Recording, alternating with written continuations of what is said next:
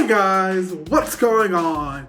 It's your boy, Big Blue Drew 97 here to talk to you about Nanatsu no Taizai, or the 7 Deadly Sins, Manga chapter 338, titled Farewell.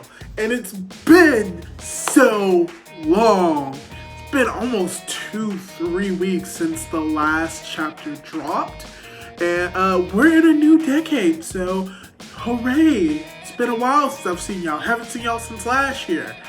Hey, that joke never gets old. But yes, today we're actually talking about the most recent chapter of Nanatsu no Taizai, the 7 Deadly Sins. And when it comes to this chapter, I'm gonna tell y'all straight up.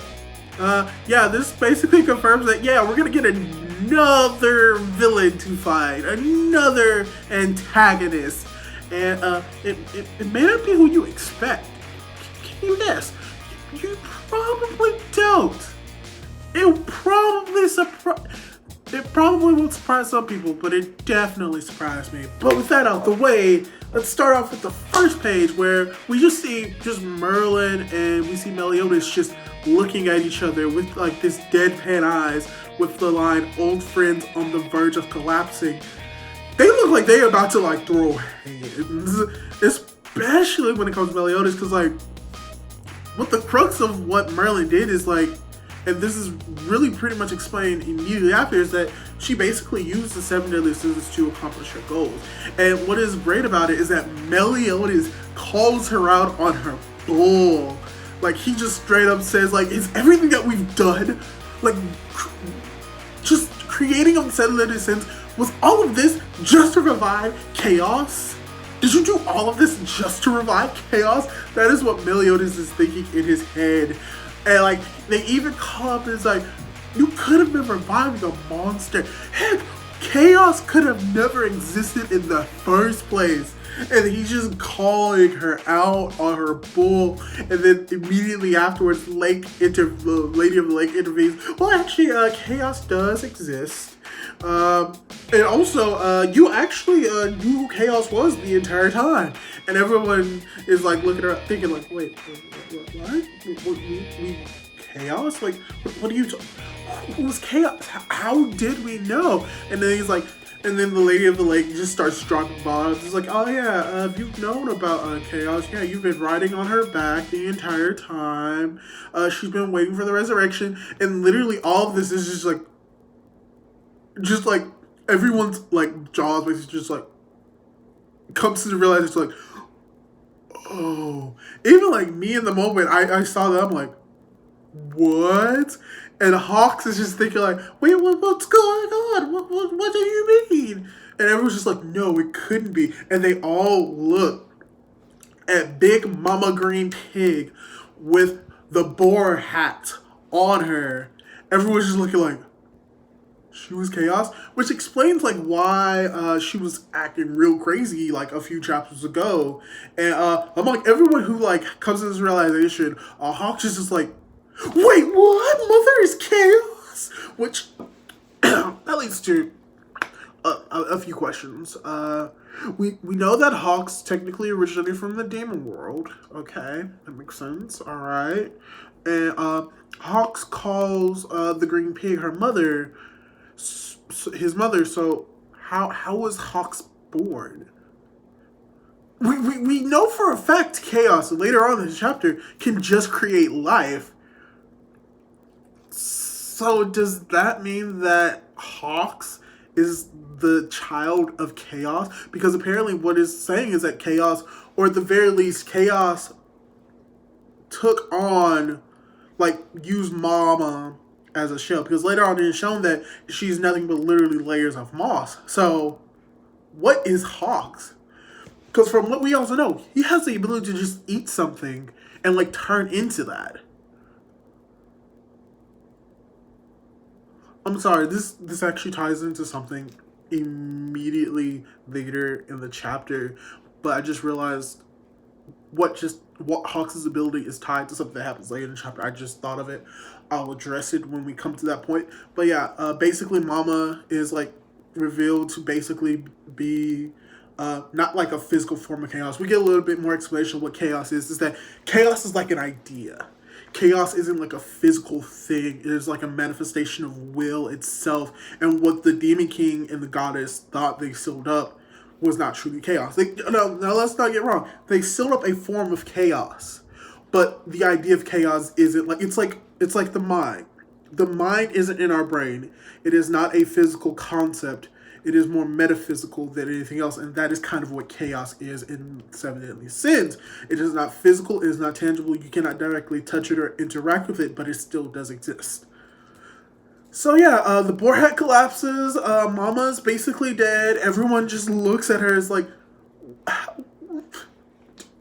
Mama's dead, Hawk's mother is dead. Alright, let's not address what Hawks is. And like I said, King realizes, yeah, this is just layers of mocks. Everyone's like, wait, so if chaos was, and everyone just comes to like, because like the simple question is like, so if chaos was in Hawk's mom, where is it now? And Merlin just basically comes out and says, yeah, she's in, chaos is in Arthur now. Arthur is a new host of chaos. So, Arthur is the king of chaos because he's basically chaos himself. And Arthur just looks at himself as like, basically like a, what?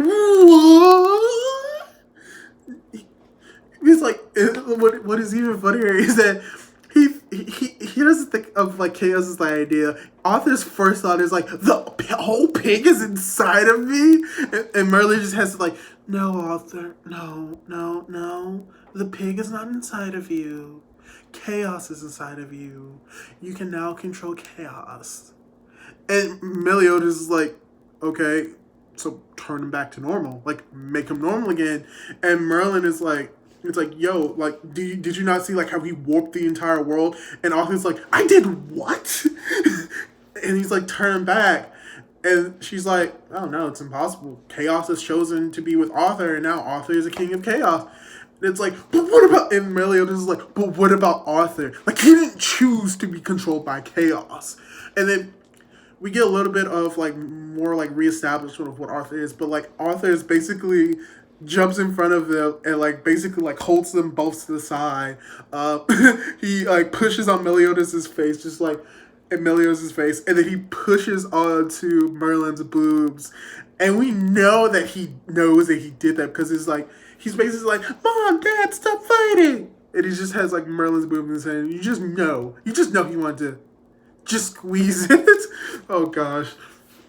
But yeah, and he even apologized for it because like Arthur he's a good boy. He's a very good boy. He's best boy in this series, man, because he's like the only real child character in this entire story. That's besides the point. We start getting like Arthur monologuing, talking about like what he really wanted of himself, because he always wanted to be someone who's a hero. He looked up to the Sins. He wanted to be like the Sins. He wanted to be a hero because he viewed the Sins as a hero. But then he also came to the conclusion, like, he also wanted to protect everyone, but he realizes that is, like, actually, like, physically impossible, how he cannot protect people. And then we also get a better understanding of, like, chaos is directly tied to his emotions. Directly tied to Arthur's emotions. Because, like, he is basically controlling chaos, which is, like, warping the reality. He's not knowing that he's doing so, but it's basically all fueled by his emotions. And so everyone's like, oh no, it's just like what he did beforehand. Oh no, this time the walls are closing in. And while he's saying this, he's also talking about the fact like how he like fell into despair and how he thought that like he could never really protect people because he realized like, yo, what's the point? I can't protect everyone. Like, that's actually impossible. So he goes into this form of depression and the walls are closing into him as symbolic as like how the depression and like these dark ideas like enclosed who he truly was. And then he met Merlin, and by meeting Merlin, she said, basically encouraged him to like follow the ideas of being able to become a king that can make the impossible possible, and that he should keep those, so make sure that the people that he love are in check and that don't get hurt. And by Merlin saying that, he basically like turns into like the kind of person who wants to be chivalrous, turns into the King Arthur, the Arthur that we know now through Merlin's speech. And then he came to this idea that because of that, he's going to become a king that will like make the world great and make the world into a way that no one has ever seen before. And through the power of chaos, he physically does make a world that no one has seen before. Like, he actually makes castles, he shapes the land. And then after he does this, he just looks around. Huh? It's like, oh my god! He's like, he's like looking around, just what just happened? And Hawks is like everyone else is like, he still didn't know he did it. But then like we start hearing like seeing creaks from the boar hat, from like the wood, and from that we hear a little tiny voice, that's calling out, Arthur. It's like, and then we see the little cat. We find the little cat. If I remember correctly, what was the cat's name? A calf. Yeah, the cat's name is Calf. But it's like, Calf has returned. And I'm like, oh yeah, it was a little cat that like always stayed next to Arthur and had that like, has weird enough like sharp teeth and like scared like Hawks were scared one of the people that one time. But yeah, it's that cat. Yeah, oh yeah, he's a good guy. Yeah, he's so great. Like, Arthur trusts him, and if Arthur trusts him, then that must mean that he's good. And everyone's like, what the heck is that? Especially Bodge's like, who the heck is that? And Golden's is like, oh yeah, that's Cap. He was like during the Druid training. Yeah. And then the Lady of the Lake says, don't tell me that. And first of all, like, because Lady of the Lake recognizes this cat, it kind of puts into like, oh, what the fuck? Especially what happens later on. It's like, yo, what the fuck, Lake? Why did you say something then? But yeah, Kath is coming and so happy to see Arthur. And it's like Arthur's happy to see Kath. And as soon as like Kath is like right next to Arthur, and Arthur just has like the open arms, like ready to hug Kath.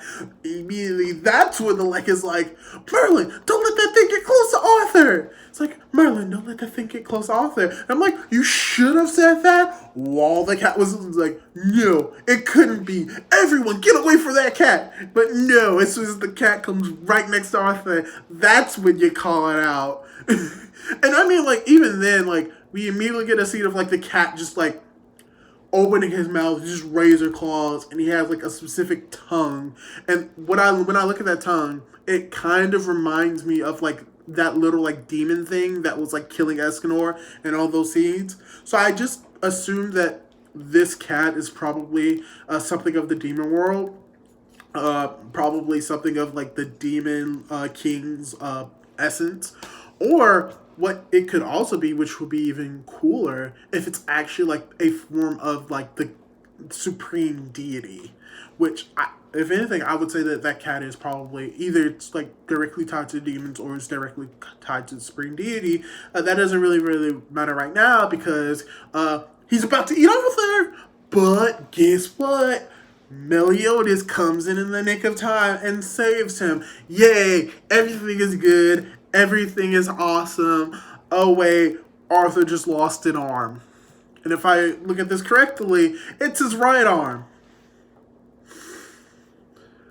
Oh, if I were to lose my righty, I would be in so much trouble. Hopefully Arthur is left-handed. But yes, the cat bites off Arthur's arm. And even Hawks is just looking at this. It's like, Kath, what are you doing? What are you doing to Arthur's arm? And then we just see him like eating it. And Meliodas just calls us like, don't give that cat! Hold that cat down! And then we see the Lake speaking in. It's like, yeah, you should probably, basically someone was like, yeah, you should probably recover that arm, or otherwise you'll soon come to the conclusion of how powerful just a fragment of chaos is. And as the calf is eating Arthur's arm and pretty much has it all, he begins to transform. Weirdly enough, he begins transforming into an actual cat. But in essence, like, he's kind of turning into the demon that is only found in like the depths of the demon clan's land in the demon world. That is kind of what he turns into, and then that's just the end of the chapter. And to tie in what I was trying to mention around Hawk is that he eats basically the chaos, and when he does it, his body starts to transform, and it takes on the appearance of what he eats, which, because he's eating chaos, he's turning into like chaos and is getting that power. So if anything, I think that there is like a tie between what Hawks is and what this cat is, in all honesty. So maybe this cat is something that Chaos created, and Chaos realized, oh, this is bad. But because it was of Chaos, he couldn't destroy it, because Chaos can create life. Because we see in the chapter that he creates like a living chick out of just dirt. So Chaos can literally create life, which was explained in the previous chapters. But it gets me thinking of like, he has a similar ability as Hawks. So if Hawks were to eat like a part of Arthur, would he also gain the ability of Chaos? Would he also become like a really powerful character? Is that how we're gonna go with that? I'm not 100% sure, but with this, we have a brand new foe. A new foe has entered the battle. Calf. Yeah, they're not. Yeah, we saw how like they take on like those chaos creatures, like Bond and Meliodas can take on those chaos creatures, but like those are just like probably like 1% of 1/8 of 1/10 of a percent of chaos's power, as far as we know. And this is like, if we were like divide Arthur's up, this is like 20% of chaos that this cat just ate. He ate 20% of something that could destroy and make the gods fear like its existence. He ate 20% of that. So yeah, Kath has become the next villain. I'm still like leaning on freaking Merlin possibly also being like a villain as well, but not to like, she's an anti-hero if anything else. But yes, that's the end of the chapter. So yeah, my thoughts on this. I thought it was an okay chapter. I didn't think it was drop dead amazing or anything like the past few chapters, but I think it was still a really good chapter. If anything, what I pretty much enjoyed about this chapter is probably like obviously the interactions between Merlin and Meliodas, and how Meliodas was calling out Merlin, and like an idea of like she basically created the sins to resurrect chaos, but we never get that confirmation in this chapter. So it still is that gray area. It's like, yes, she created it to make chaos, but it could be like, but I never thought that I would ever like fall in love with the Sins, or like love the Sins as a family, and then realize like, oh well, yeah, I guess this kind of filled that void that I had. Like I sought out chaos, but I guess in the pursuit of chaos, I found what really filled my heart. And that's probably what that's going to lead into. That's what I'm predicting. But the second thing I thought is like just the bringing back of Kath. This shows that there was like some establishment of like what like the final chapters, or like what the seven is. There is planning to this. Like Kath was like this cat that just appeared next to Arthur. We knew Arthur was going to be a famous character, but we didn't know really anything about Kath. At least I didn't. So it makes sense that like, especially a few scenes with Kath where like just seems like this just demonic creature just being attached to Arthur and only caring about Arthur. It makes sense that later on he would turn into just like this demonic creature and would just use Arthur, because as we know, like there are just creatures in this world that just have like extreme knowledge. Like we thought that Hawk's mom was just a giant pig, but it was like the embodiment of chaos, and how we thought the lake was just like this like body of water that can absorb energy, but then later on we realized no, it's actually a talking person. And we also know Millie, like even when it comes to Elizabeth, how we thought she was a normal human, but she was a goddess. So basically, like for many of the characters, there's always a second side to them. Escanor, there's always a second side. Meliodas, King, there's always, what we're learning is that there's always two sides to everything. Like how there are two sides to Hawk as well. To everyone, there's like a second side. And with that cat, we only saw technically one side of it. So, and it was like just overly happy, overly good. And the flip side of that is overly evil. Because when it comes to like even the sins themselves, like this, we have the sins, but they always turn them on the head. And the same can be said about the commandments. How the commandments are good, but they're evil, and how the sins are considered evil by religious standards, but are good. Everything has a flip side. Everything is both positive and negative. Everyone has a heads or tails. Everyone is a coin. Everyone has two sides. Even when it comes to chaos, that's basically what humans are. Is like the idea of contradiction. So it makes sense that this cat would obviously be a villain, but ties into like the larger villainous scheme of the Seven Deadly Sins, especially when it comes to like what we really thought the ending of the sins was. This just basically adds more confirmation that there's more to Seven Deadly Sins. Like, it's not going to end anytime soon. We're going to be riding this wave for a little bit longer than we thought, and I'm actually very glad. If I were to give this manga a rating, I'd probably give it like a solid 3. It was a very average chapter, but in all honesty, it was still a really good chapter. I really enjoyed reading it, and hopefully you enjoyed hearing how I felt about it. So hopefully you'll be able to continue watching me review the Seven Deadly Sins. Hopefully you enjoyed this video. If you did, leave a like in the comments. Comment on this video. Share it. Do all of that good stuff. And hopefully I'll be able to see you in my next video. Either Seven Deadly Sins or My Hero. So until then, catch you guys later. Goodbye!